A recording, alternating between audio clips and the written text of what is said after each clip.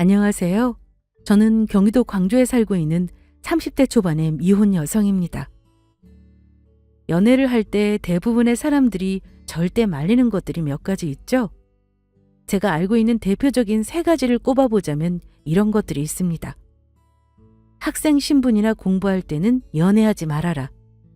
대학에 가서는 복학생 만나지 말아라. 그리고 회사에 들어가서는 사내 커플 하지 말아라. 이렇게요. 이유를 들어보면 나름의 근거가 다 있는 말이더라고요. 그리고 남들에게 해주는 이런 이야기는 대부분 조언이 아니라 경험에서 우러난 후회에 가까웠고요. 여러분들은 이 중에서 어떤 케이스에 해당되시나요? 안타깝게도 저는 남들이 말리는 걸 전부 다 했던 것 같습니다. 고등학생일 때도 같이 그룹 과외를 받던 친구와 사귀었고, 대학을 가서도 같은 과 복학생이었던 선배를 만났었습니다. 만날 때는 전혀 문제가 없었죠. 오히려 자주 보게 되니 더 쉽게 타올랐고요. 하지만 이런 만남들은 언제나 헤어질 때 문제였습니다.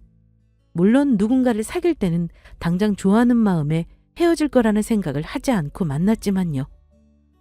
슬프게도 만남이 있으면 이별도 있는 게 현실이었습니다. 그 현실이 내 예상보다도 훨씬 더럽게 찾아올 수도 있었고요. 저는 대학 때 만났던 복학생 선배와 2년간의 연애 끝에 온갖 더러운 꼴을 다 보고 헤어지게 되었습니다. 심지어 헤어질 때는 본인의 잘못이었음에도 제 잘못인 것처럼 욕을 하고 다니는 바람에 한동안 주변 동기들의 손가락질까지 받기도 했고요. 심지어 그 일로 불면증까지 생기는 바람에 병원을 다니며 약까지 먹어야 했습니다. 부모님이 반대하셔서 학교는 휴학을 할 수도 없었죠. 어쨌든 나중에 사실이 밝혀져 오해가 풀리기는 했지만 그 이후로 저는 한 가지 결심을 했습니다. 절대 캠퍼스 커플이나 사내 커플 같은 건 하지 않겠다고요. 만에 하나 너무 마음에 드는 천년의 이상형이 나타나서 연애를 하게 되더라도 주변에는 절대로 무조건 비밀로 하겠다고요. 제가 이 이야기를 꺼내게 된 이유가 있습니다. 네, 여러분이 짐작하시는 것처럼 저는 졸업 후 들어간 회사에서 사내 연애를 하게 되었거든요. 회사를 들어가자마자 연애를 시작하는 건 아니고 그 사이에 밖에서 두어 번 연애를 더 하긴 했었지만요. 30살부터 사귀게 된 그 사람은 바로 옆 부서의 직장 선배였습니다. 저희는 IT 회사를 다니고 있었는데 저는 디자인 부서에, 그 사람은 영업 부서에 있었죠. 당시에 저는 다른 회사를 다니다가 이곳으로 이직한 지 얼마 되지 않은 상태였습니다. 그래서 아직 회사 업무며 환경이며 모든 것이 낯선 상태였죠. 거기다 하필이면 같이 일하는 팀장님이 엄청 까다롭고 까칠한 성격이어서 팀 내에서 조그만 실수가 있거나 업무가 밀린다 싶으면 아주 난리가 났고는 했거든요. 그래서 이직한 초반에는 혹여나 제가 실수라도 할까봐 싶어서 항상 조마조마한 심정이었습니다. 당연히 회사에서는 거의 항상 긴장 상태였죠. 곽수진 대리, 월요일에 말했던 디자인 병력건 수정했어요?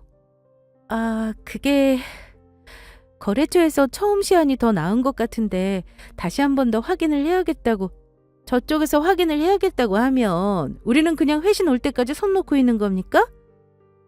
마감이 내일 모레인데 연락해서 어떻게 됐냐고 재촉을 하든가 나한테 상황 보고를 하든가 해야 할 거 아니에요?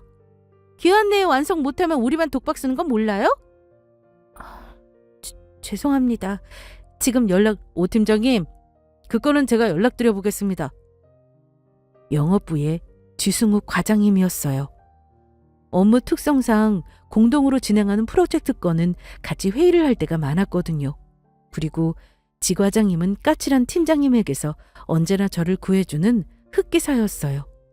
지 과장님이 나서자 팀장님이 조금 누그러진 얼굴로 그러시더라고요. 그렇게 해줄래요? 지 과장 번번이 귀찮게 해서 미안하네요. 우리가 챙겼어야 하는데. 아닙니다.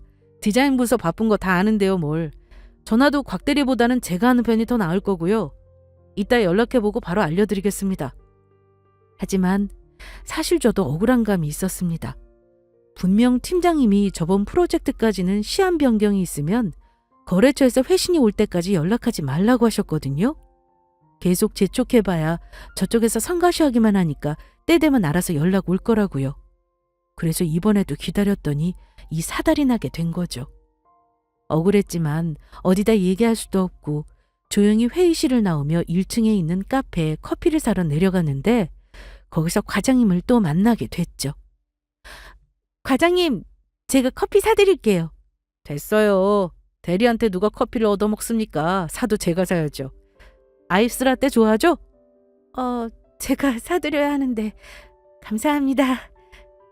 제가 커피를 사드리겠다고 했다가 오히려 얻어먹게 되었죠. 잠깐 앉아서 마시고 있는데 요즘 힘들지 않냐면서 먼저 그러시더라고요. 솔직히 아직 업무가 익숙하지를 않아서요. 눈치껏 해야 하는데 그게 좀 어렵네요. 일은 시간 지나다 보면 익숙해지는 거고 디자인 부서 오 팀장님도 원래 변덕이 조금 있으신 편이죠. 하다 보면 다른 팀원들처럼 눈치도 생기니까 너무 큰 걱정 안 해도 될 거예요. 번번이 감사해요. 제가 계속 실수해서 폐만 끼쳐드리네요. 감사할 것도 많네요. 그럼 실수 한 번만 더 하면 저한테 밥 사는 걸로 해요. 밥이요? 밥은 지금도 사드릴 수 있는데. 밥을 좀 사는 게 뭐가 어렵겠어요?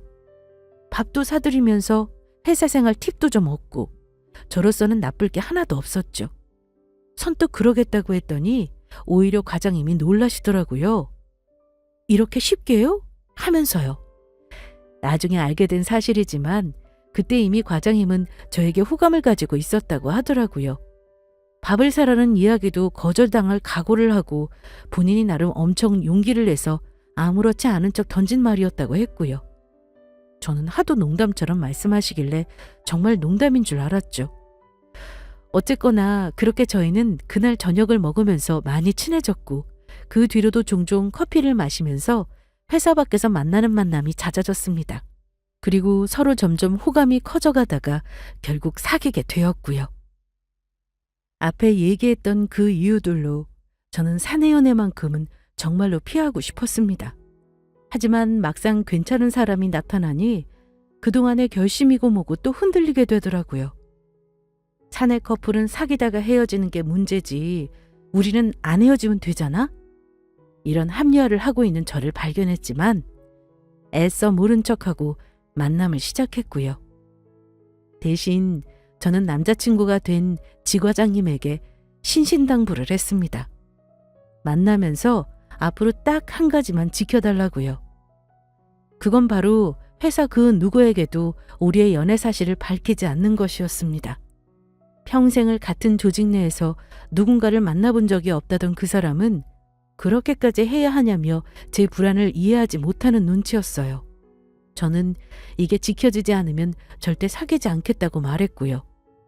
난생 처음 보는 저의 단호한 모습에 알겠다고 약속했고 저희는 그렇게 비밀스러운 만남을 시작했습니다. 회사까지 얽혀있는데 사귀다가 헤어지게 되면 어떡하지?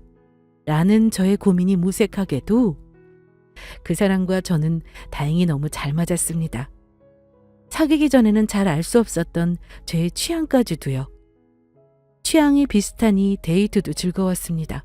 좋아하는 스포츠가 같아서 서로 응원하는 팀의 유니폼을 입고 경기를 보러 간다든가 저녁을 먹고 나면 꼭 손잡고 1시간씩 산책을 하는 것이라든가 즐겨 듣는 밴드 음악 취향이 비슷해서 공원 벤치에 나란히 앉아 이어폰을 한쪽씩 꽂고 한가로운 시간을 보낸다든지 하는 것들이요. 그뿐만이 아니었습니다. 저희는 취향이 비슷한 것과 반대로 성격은 완전히 딴판이었거든요. 그런데 오히려 그게 더 좋았습니다. 저는 원래 집순이의 내향적인 성격이고 낯을 심하게 가려서 사람들과 쉽게 친해지거나 모르는 자리에 어울리거나 하지 않는 편이었어요. 그런데 남자친구는 극 외향적인 성격에 낯가림이라고는 없는 사람이었습니다. 영업직이라서 그런지 모르는 사람들과도 금세 잘 어울렸고 회사에서도 분위기 메이커라고 소문이 날 만큼 입담도 좋은 편이었습니다. 사실 제가 있는 디자인 부서는 업무 특성상 사람보다는 컴퓨터 화면과 마주하고 있을 때가 더 많고 본인이 맡은 일만 조용히 잘하면 되는 편이라 저 같은 성격도 크게 문제가 되지는 않은 편이었어요. 하지만 누구와도 잘 어울리고 호감을 사는 그 사람의 저런 성격은 참 부러웠습니다. 여러모로 저한테는 없는 부분이라 그런지 신기하기도 했고요. 그래서 그 사람의 좋은 점을 따라 배우고 싶었고 함께 시간을 보내면서 많이 동화되기도 했습니다. 그리고 그 사이에 저는 바뀐 회사 생활에도 완벽하게 적응을 끝냈고요. 그때 했던 고민들은 남자친구의 말처럼 시간이 지나면 자연스럽게 해결되는 문제였더라고요. 수시로 바뀌는 팀장님의 변덕에도 이제 눈치껏 대처하는 요령이 생겼죠. 거기다 저도 프로젝트에서 차츰 성과를 내기 시작하니 팀장님의 짜증도 눈에 띄게 줄어들었습니다. 그렇게 눈 깜짝할 사이에 2년이란 시간이 흘렀습니다.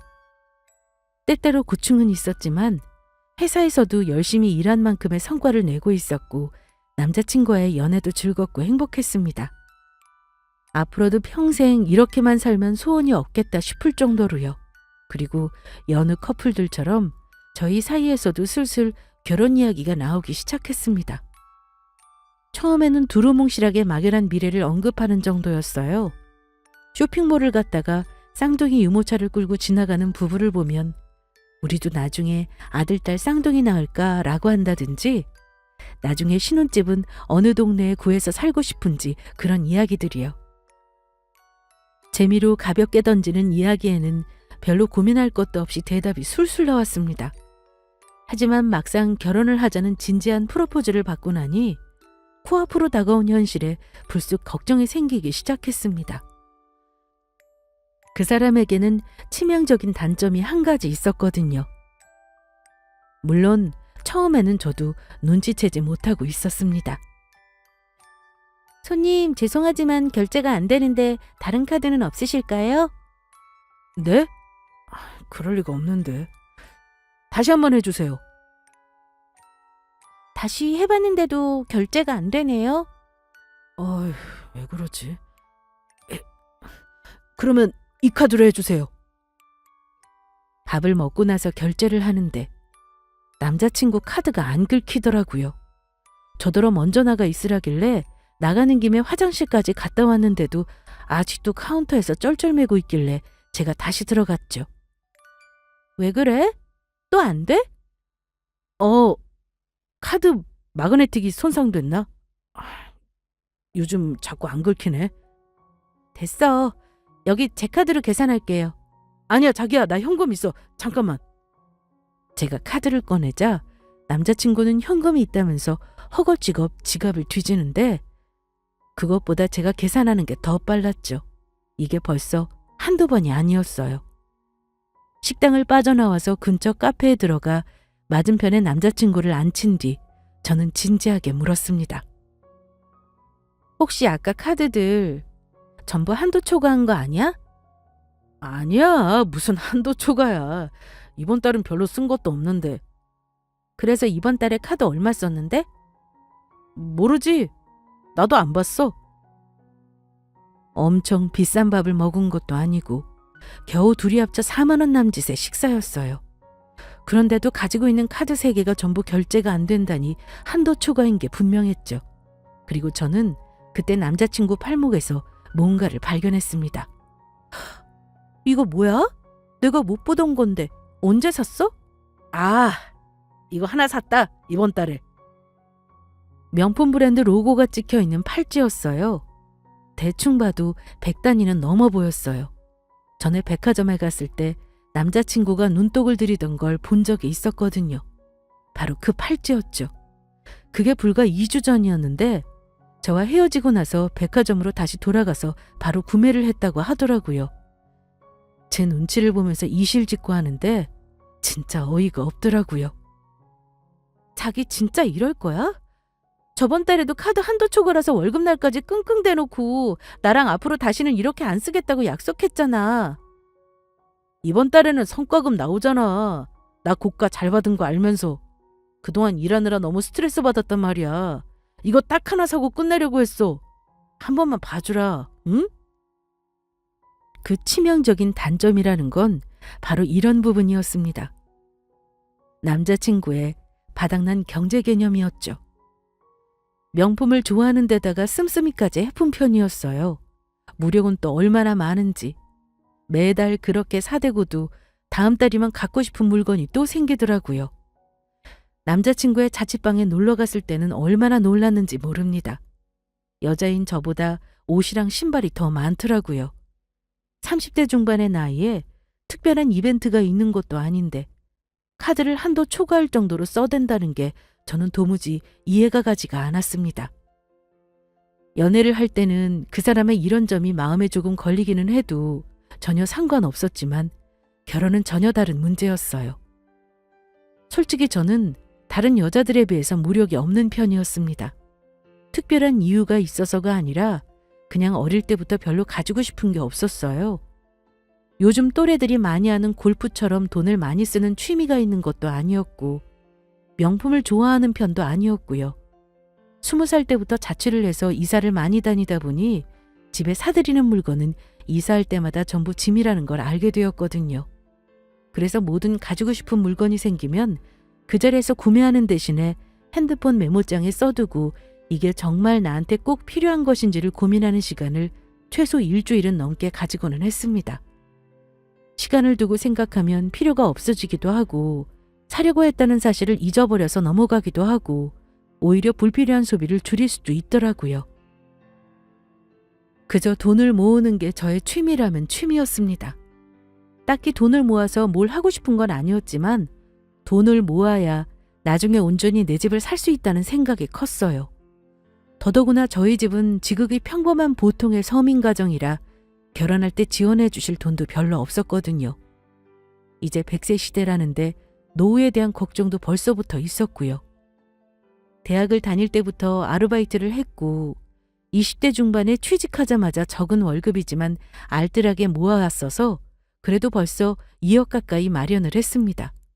하지만 집을 사기에는 턱없이 부족한 돈이라는 걸 알고 있었기에 앞으로도 더 열심히 모을 생각이었어요. 그런데 남자친구는 저와 정반대의 성향이었던 겁니다. 사람 만나는 걸 좋아하니 모임에 드는 돈도 꽤 있었고 국내외를 막론하고 해외여행을 다니는 것도 좋아했어요. 거기다 영업부 과장이라 업무상의 필요로 주말이면 그 비싸다는 골프도 쳐야 했고요. 다행히 남자친구는 고가가 좋아서 성과급을 잘 받는 편이었거든요. 그게 아니었다면 파산을 해도 벌써 100번은 더 했을 것 같았죠.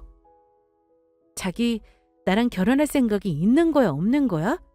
당연히 있지. 이번이 진짜 마지막이야. 결혼 전에 마지막. 앞으로 결혼할 때까지 아무것도 안 살게. 결혼하면 내 월급 통장도 자기가 가지고 관리하기로 했잖아. 저는 한숨이 나왔습니다. 2년 동안 한 번도 싸운 적이 없던 저희가 벌써 이 문제로 몇 번을 다툰 상태였거든요. 다른 것도 아니고 정말 돈 문제로 싸운다는 건 최악이더라고요. 당연히 남자친구가 모은 돈도 형편이 없었습니다. 그 나이에 이제 겨우 7천만 원을 모았더라고요. 3살이나 더 어린 제가 2억을 모을 동안이요. 처음 진지하게 결혼 이야기가 나왔을 때도 저는 제가 걱정하는 부분들을 이야기했었고 남자친구는 고치겠다고 했지만 씀씀이는 전혀 달라지지 않았죠. 그래서 결혼을 다시 생각해봐야겠다고 했더니 앞으로 결혼 후에 경제권을 제가 가지고 본인은 용돈을 받고 살겠다고 하길래 그걸로 합의를 봤고요.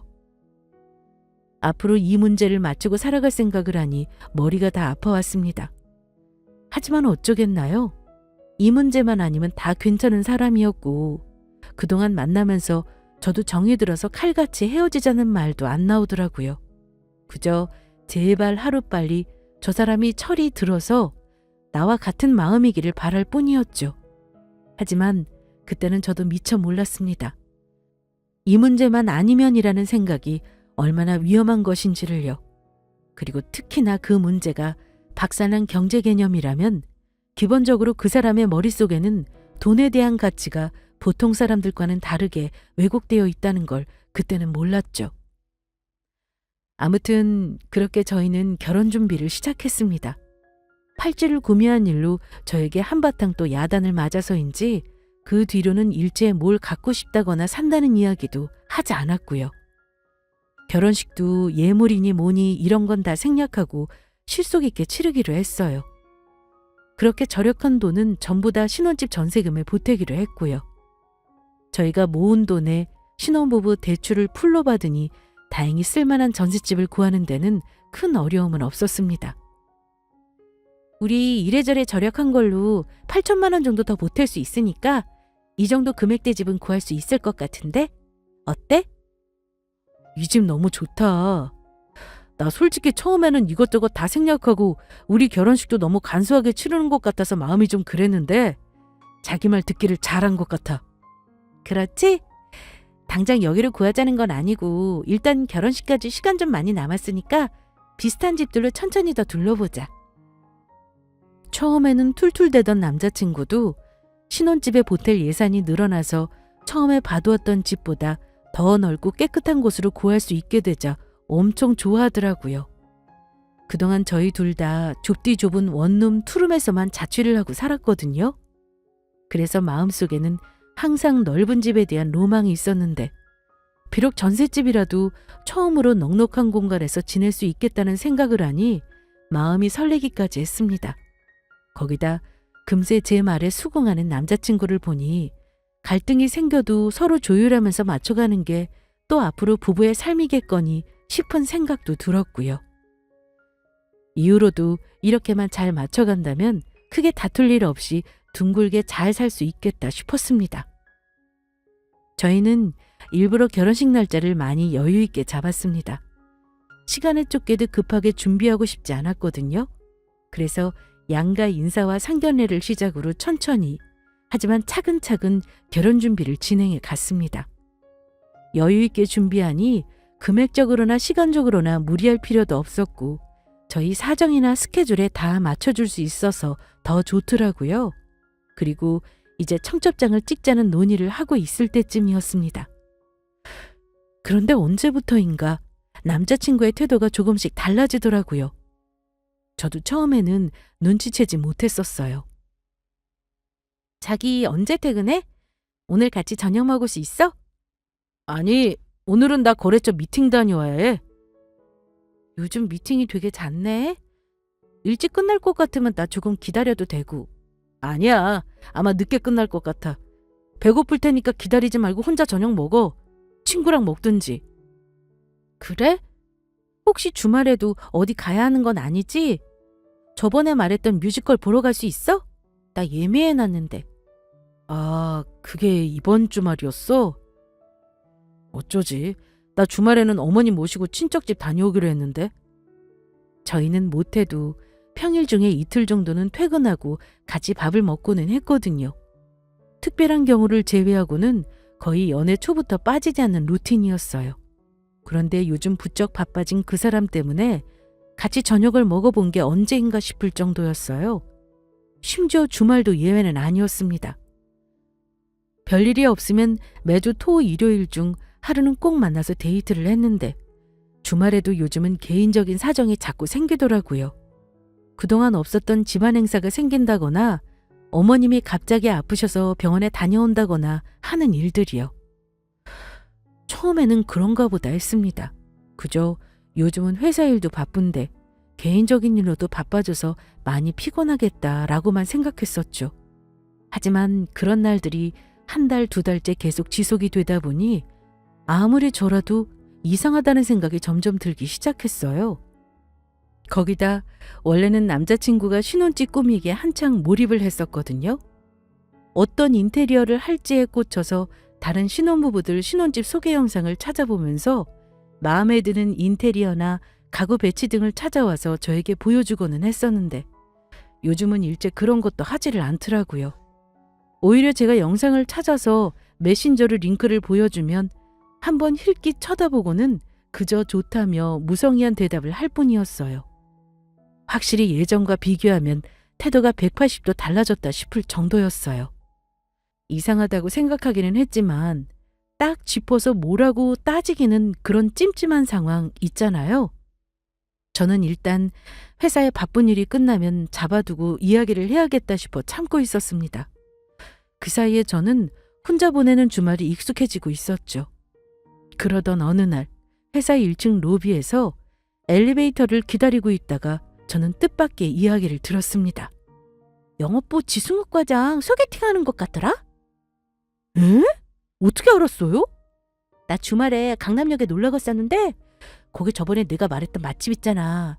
옆 테이블에 어떤 여자랑 앉아있는데 분위기가 딱 소개팅이던데? 처음도 아니고 아마 애프터 만남? 어머 대박이다.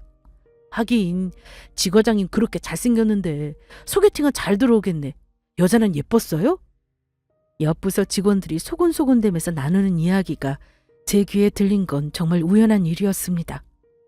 그리고 익숙한 이름이 나오는 걸 듣고 있는데 진짜 그 순간 피가 거꾸로 솟는 것 같더라고요. 이번 주말이라면 저한테 어머니를 모시고 어디를 가야 한다고 했던 그날이니까요. 저는 당장 올라가서 그 인간을 옥상으로 불러냈습니다. 너 일요일에 소개팅 했어? 갑자기 그게 무슨 말도 안 되는 소리야. 내가 뭔 소개팅을 해? 사실대로 말해. 다 알고 왔으니까. 피곤해 죽겠는데 자기까지 왜 그래 진짜. 내가 지금 소개팅할 정신이 어디 있어? 주말에도 바빠서 요즘 잠도 제대로 못 자는데.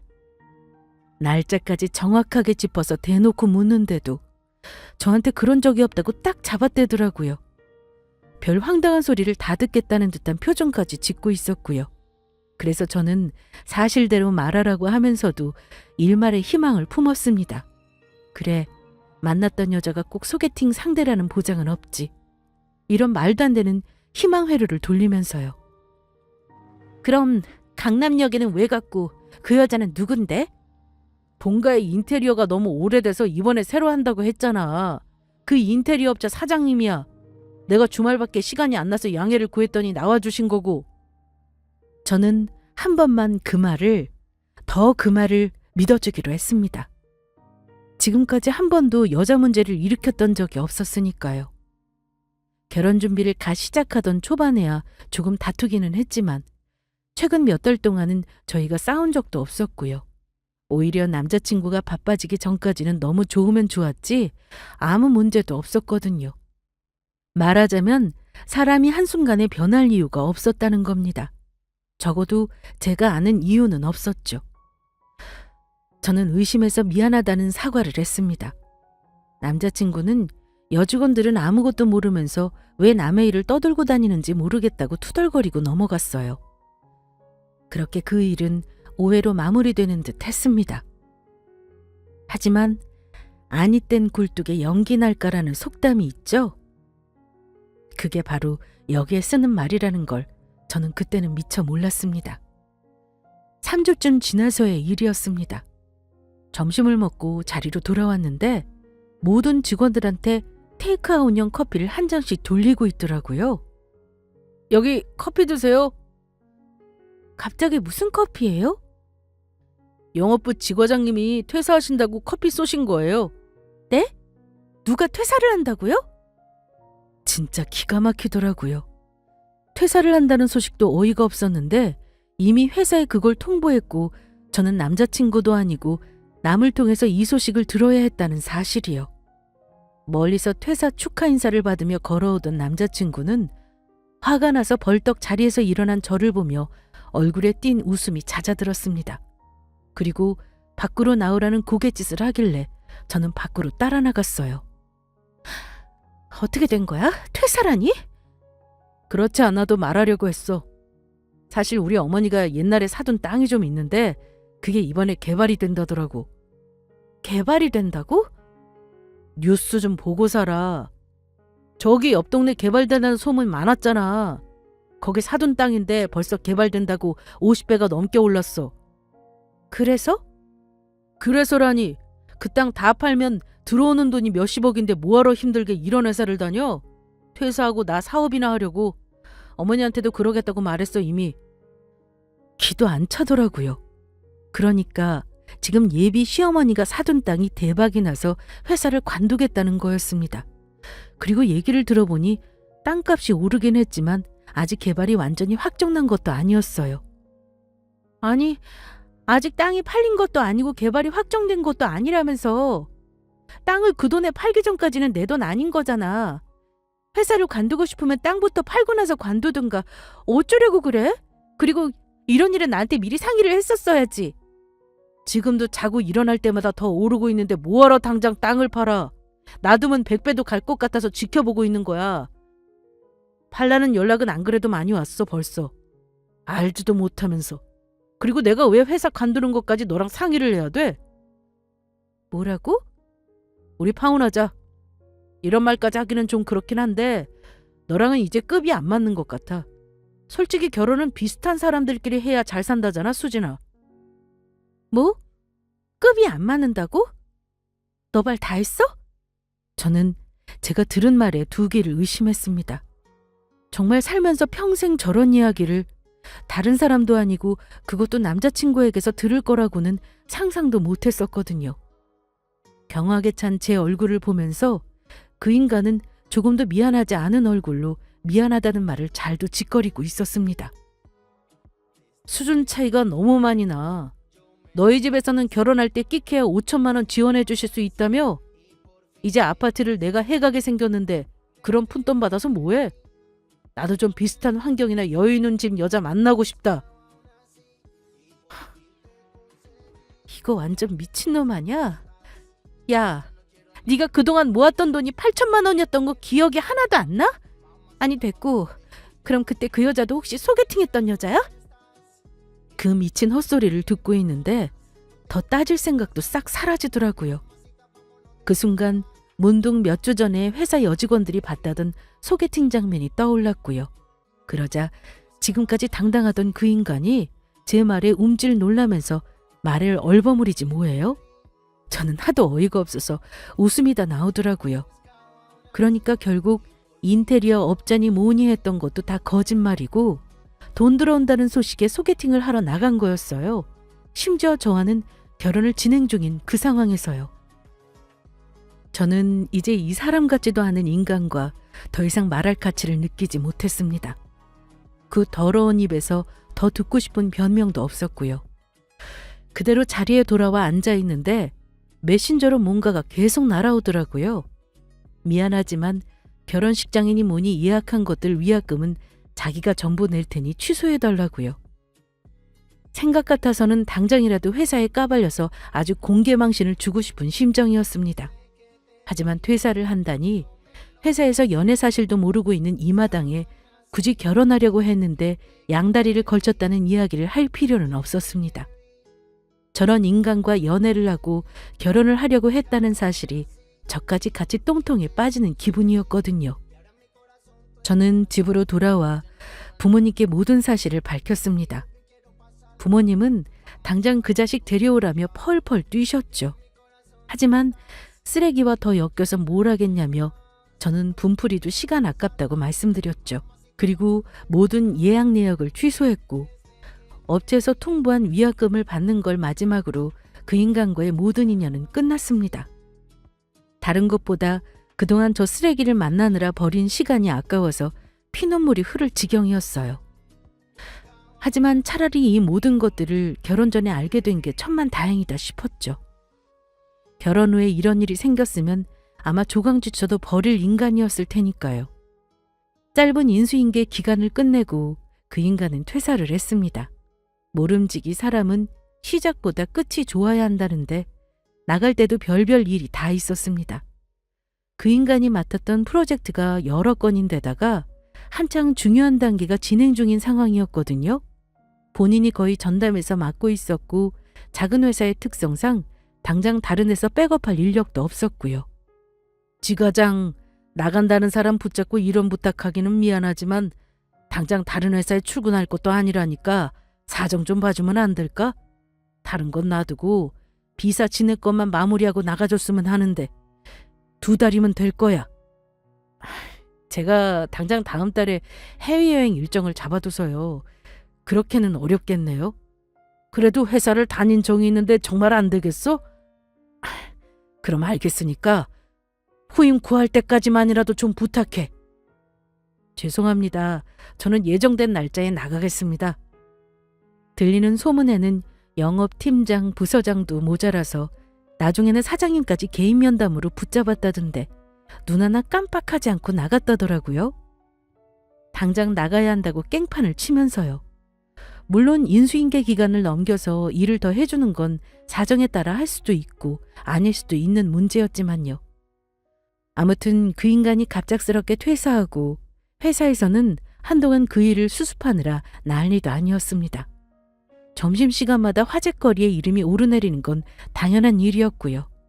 참, 나가기 전 인수인계 기간 동안 그 인간은 회사를 설렁설렁 휴양하듯 다니면서 했던 일이 딱 한 가지였습니다. 바로 과소비병이요. 저를 만나면서 고쳤나 싶었던 그 병이 다시 도진 거죠. 아직 퇴직금을 받은 것도 아닌데 이미 수중에 들어온 돈이라고 생각하는 건 여전했습니다. 바로 외제차와 명품 시계를 질렀더라고요. 사람들이 어이가 없어서 쳐다보는 것도 모르고 쉬는 시간마다 자랑스럽게 시계 자랑을 해대고 다녔고요. 그렇게 한 달간의 인수인계를 끝내고 그 인간이 퇴사한 뒤로 또 한 달의 시간이 흘렀습니다. 이제는 그 쓰레기의 망령에서 조금 벗어나나 싶었죠. 회사도 저도요. 저는 그 번호를 아예 차단해버려서 그 뒤로는 어떻게 사는지 알 수도 없었고 전혀 궁금하지도 않았고요. 그저 이대로 내 인생에 없었던 인간인 것처럼 싹 사라져주기를 바랄 뿐이었습니다. 시간이 얼마나 더 걸릴지는 모르겠지만 그렇게 오래 걸릴 것 같지는 않다는 생각이 들었죠. 그러던 어느 날이었습니다. 출근을 했는데 입구에서부터 회사 사람들이 웅성거리고 있더라고요. 무슨 일인가 싶었죠. 그리고 저는 곧 그 이유를 알게 됐습니다. 사장실에서 한참 동안이나 큰 소리가 나고 있었거든요. 저희 회사 사장실은 불투명한 유리로 되어 있었는데 몇 사람의 형체가 흐리게 보였고요. 이윽고 문을 열고 쫓기듯 나온 사람의 얼굴을 보고 저는 깜짝 놀랐습니다. 바로 그 인간이었어요. 제 전 남자친구요. 그것도 거주 중에 산거지꼴을 하고 나타났더라고요. 사장님, 제발 한 번만 용서해 주십시오. 다시 한번 생각을... 경비 불러서 저거 당장 내보내! 사장님 제발요. 지과장 왜 이래? 여기서 일해도 소용없으니까 그만하고 나가. 부서장님, 제 얘기 좀 잠깐만 들어주십시오. 네? 부서장과 다른 남직원에게 양팔을 붙들려 사장실에서 끌려 나오던 그 인간과 눈이 마주친 건 그때였습니다. 평소에 단정하게 다니던 모습은 어디를 가고 지저분한 머리며 덥수룩한 수염이며 엉망이 된 몰골이 저도 생전 처음 보는 모습이었어요. 저를 본 그 인간은 한참 동공이 흔들렸어요. 저는 아무 일도 없다는 듯 그 인간을 뒤로하고 자리로 돌아갔고요.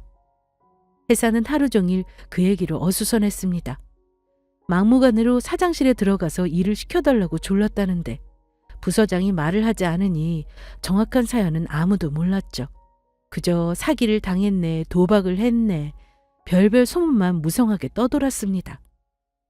퇴근 시간이 됐을 무렵 회사 로비를 빠져나오는 저를 부르는 목소리가 들려왔어요. 기둥 뒤에서 저를 부르며 나온 건 그 인간이었고요. 제가 번호를 차단해서 연락할 길이 없었던 거죠. 헤어진 뒤에 짜증나서 제가 아예 이사까지 해버렸거든요. 다시는 엮이기 싫어서요. 하지만 이렇게 한 번은 찾아올 수도 있겠다는 생각은 하기는 했었습니다. 제가 생각했던 것보다 훨씬 이른 시간에 뜻밖의 몰골이었지만요. 뭐야? 어떻게 된 거야? 그 인간이 말하는 사정은 이랬습니다. 개발 이슈로 50배까지 올랐다던 땅은 퇴사하고 일주일쯤 지났을 때 나온 충격적인 발표로 똥값이 됐다고 하더라고요. 알고 보니 개발이 되는 건 사실이었지만 하필이면 예비 시어머니가 샀다던 그 땅만 딱 피해서 구역 지정이 된 거였습니다. 애초에 개발 이슈로 오른 땅값이니 이슈가 사라지면 다시 원래 가격으로 돌아가는 건 뻔한 이치였죠. 뉴스를 보자마자 기겁을 하며 바로 땅을 팔려고 했지만 어림도 없는 일이었습니다. 그리고 그때는 흥청망청 쓴 돈으로 퇴직금까지 다 날려먹은 이후였고요. 그뿐이면 다행이었게요. 정신을 차려보니 본인에게 남은 건 억대 외제차 할부금과 본인 명의와 어머니 명의까지 빌려다가 쓴 담보대출금이었습니다. 돈은 물론 명품 시계니 가방이니 사대면서 억이나 쓴 이유였고요. 그 이후로 충격에 술만 마시고 살다가 예비 시어머니의 잔소리에 회사에 다시 돌아온 거였죠. 하지만 퇴직할 때 그 깽판을 치고 나갔는데 회사에서 저 인간을 받아줄 리가 있었겠어요? 얼굴을 보자마자 사장님이 욕을 하면서 나가라고 소리를 질러댔다더라고요. 그제서야 늦은 후회를 했지만 이미 소용이 없었습니다. 언제 무슨 일이 생길지 모르는 게 사람이라는데 자기에게는 업보가 없을 거라고 생각했던 본인을 탓해야죠. 그리고 마지막으로 저에게 한 말이 더 가관이었어요. 수진아, 자기야, 나 진짜 반성 많이 했어. 내가 너한테 그러면 안 되는 거였는데 나 한 번만 용서해주라. 우리 다시 만나자.